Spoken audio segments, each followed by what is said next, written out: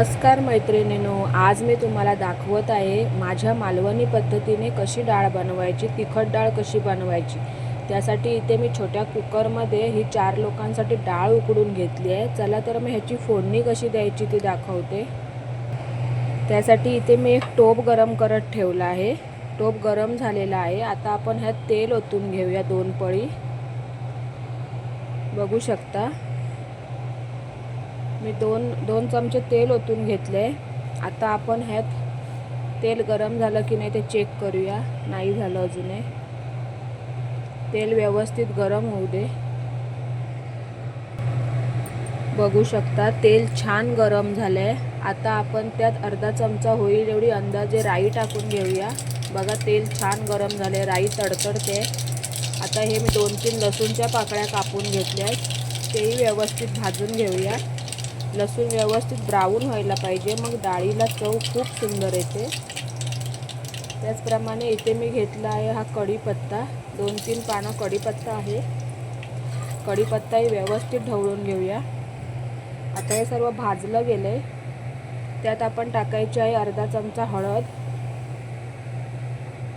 आणि आपला 1 चमचा मालवणी मसाला। हे व्यवस्थित भाजलं गेलं। बघू शकता आता आपण ही जी डाळ आहे ती फोडणीला देऊन देऊया। बघा किती मस्त सुगंध आलाय डाळीला। हे व्यवस्थित ढवळून घ्यायचं आहे।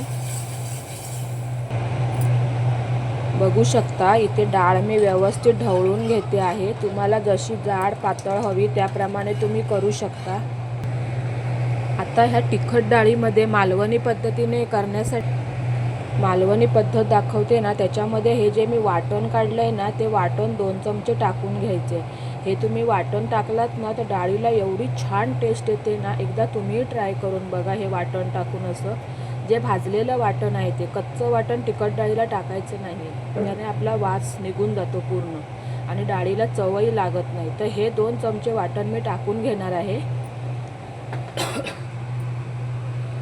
हे जे 2 चमचे आहेत, जास्त वाटण टाकून घ्यायचं नाही आहे। बघू शकता छोटे छोटे 2 चमचे वाटण टाकायचं आहे फक्त। आणि तुम्हाला जशी हवी आहे जाड पातळ त्याप्रमाणे तुम्ही ही तिखट डाळ बनवू शकता। आता ह्याच्यामध्ये माझी एक सिक्रेट म्हणजे हे जे कोकम आहे, हे कोकम एक टाकून घेणार आहे मी त्याच्यामध्ये। त्याच्यामुळे काय होतं, डाळ खूप छान चवीला लागते। तुम्ही टोमॅटो जरी घातलात ना डाळीमध्ये तरी पण त्याच्यामध्ये एक कोकम टाकायचं आहे, त्याच्याने आपल्या डाळीला छान टेस्ट येते।